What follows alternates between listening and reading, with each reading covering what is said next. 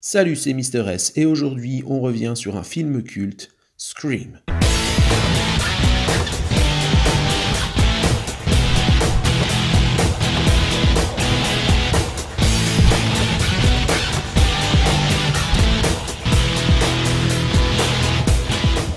Et plus exactement, nous allons nous attacher à analyser la scène d'ouverture de ce film. Le titre du film apparaît avec un bruit sourd, la sonnerie d'un téléphone et un cri suraigu. Puis, une coupe franche est faite sur le téléphone qui est décroché par Casey. À ce moment-là, elle est au centre du plan moyen dans une position dominante. Puis la caméra zoome doucement vers elle, ce qui prend environ 6 secondes. Jusque-là, tout va bien.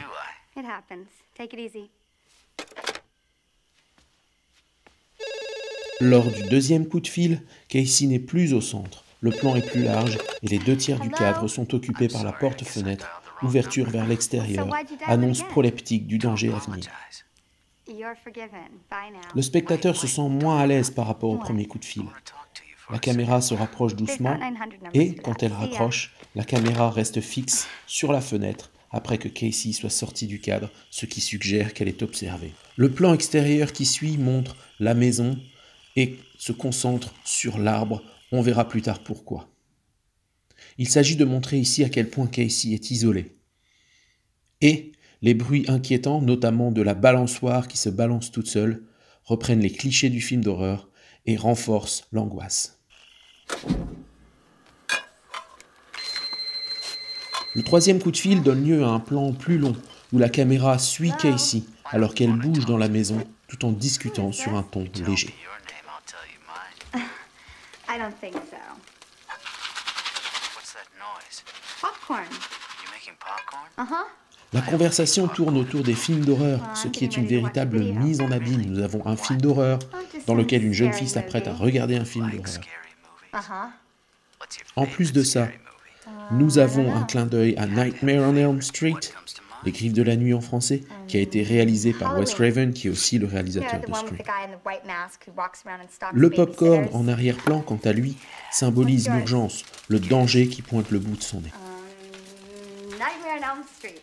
Is that the one where the guy had knives for fingers? Yeah, Freddy Krueger. Freddy, that's right.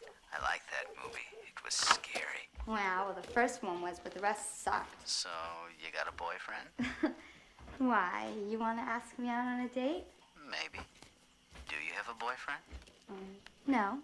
You never told me your name. Why do you want to know my name? I want to know who I'm looking at. Au moment où Casey commence à se sentir en danger, la caméra zoome vers elle de manière plus rapide, Who I'm talking montrant bien qu'elle It's est not une what you proie. said. What do you think I De see? plus, son expression change radicalement.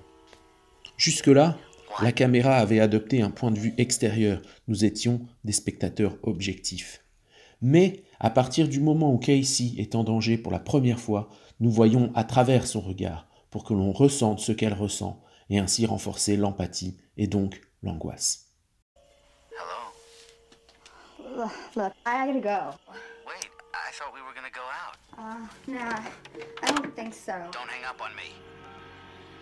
De nouveau, la caméra coupe pour un plan sur le popcorn qui est maintenant sur le point de craquer, sorte de métaphore de l'état dans lequel doit se trouver Casey et par ricochet le spectateur. Yes. Lors du quatrième coup de fil, le plan est plus large. Casey n'est plus en position dominante. Elle paraît perdue au milieu du cadre et le malaise est renforcé par la musique inquiétante en fond. Le cinquième coup de fil est un véritable basculement. Le ton devient très violent. La caméra zoome sur Casey rapidement. Elle est sur le point de pleurer. Et quand le tueur l'appelle Blondinette, elle comprend que le tueur l'observe. Et là, c'est la panique totale. Can you handle that? La musique se fait plus forte. On a de nouveau un mouvement de caméra, mais beaucoup plus rapide cette fois, filmant ainsi l'urgence et la panique. De plus, de nouveau, on utilise le procédé du plan subjectif pour renforcer l'empathie du I am spectateur. 2 seconds away from calling the police. They'd never make it in time. We're out in the middle of nowhere. What do you want? To see what your insides look like.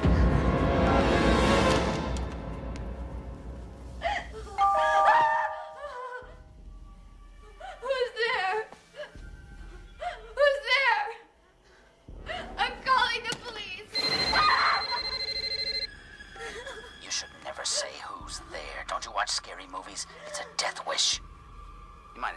out here to investigate a strange noise or something.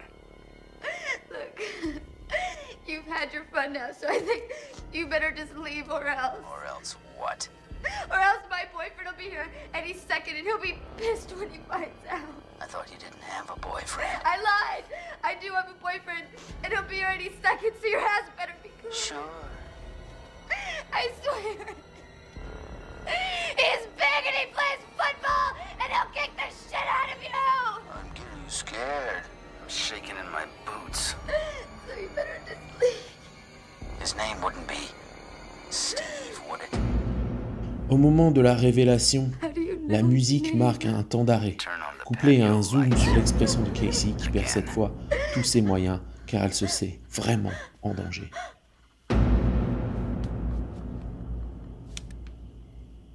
Alors qu'elle découvre son petit ami attaché, vulnérable, la succession de chant contre chant entame une dynamique d'échange entre les personnages qui essayent d'interagir mais qui sont tétanisés. Play a game. Then he dies right now. Et là, le tueur propose à Casey de jouer à un jeu, un quiz sur les films d'horreur, qui reprend la mise en abîme mise en place plus tôt. Turn off the light. You'll see what kind of game. Just do it.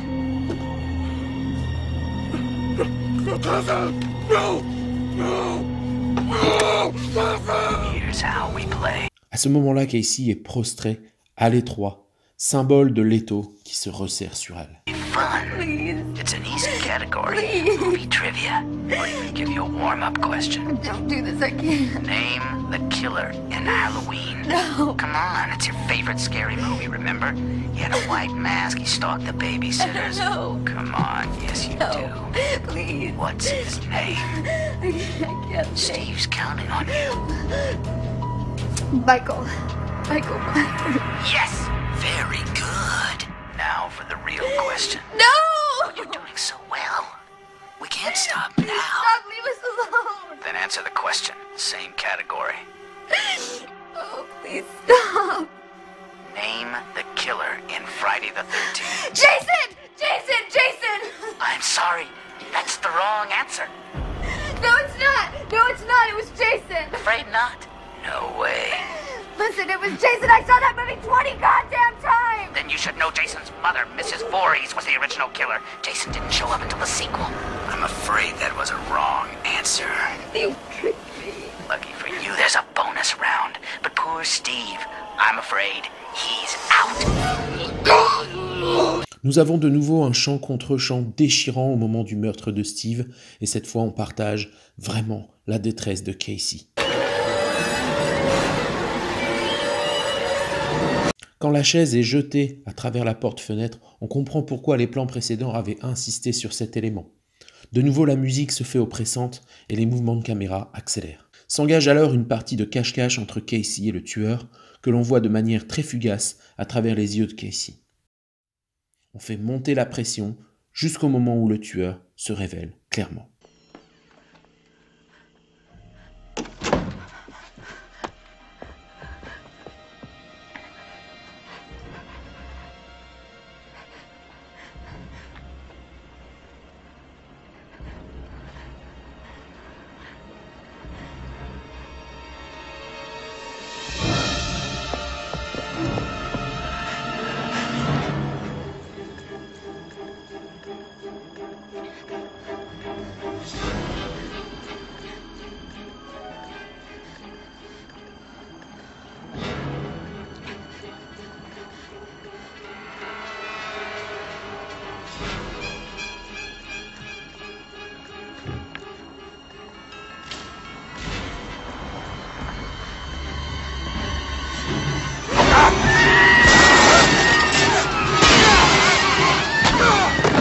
À partir de là, la mise en scène va jouer avec nos nerfs en nous donnant l'espoir que Casey va s'en sortir, mais en réduisant systématiquement ses espoirs à néant. En effet, quand elle sort de la maison, nous avons l'impression qu'elle va s'en sortir, mais le tueur la rattrape. Elle arrive à le rejeter. Elle voit la voiture de ses parents arriver. On se demande si elle va réussir à les intercepter à temps. Mais, une fois de plus, le tueur est derrière elle, et cette fois-ci, il la poignarde.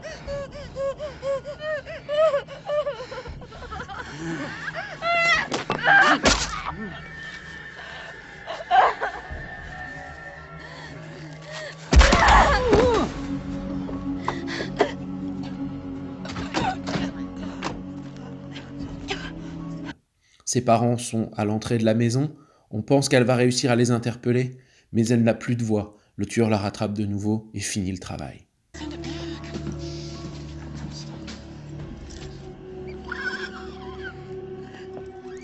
Jesus.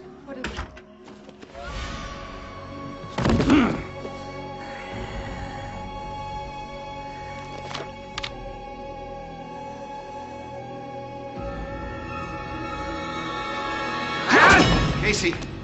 La scène où les parents cherchent leur fille partout est absolument déchirante.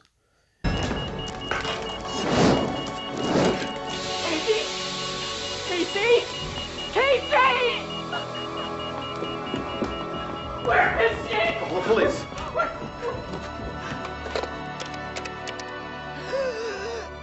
Casey! Casey, you upstairs? Casey, baby. Where is she? She's here. Oh my God, I can hear her. Where is she? Oh my God, I can hear her. Et quand la maman sort et aperçoit sa fille pendue à l'arbre, et c'est pour ça que l'arbre était mis en avant dans le plan extérieur plus tôt, cette séquence se termine comme elle a commencé, par un cri aigu.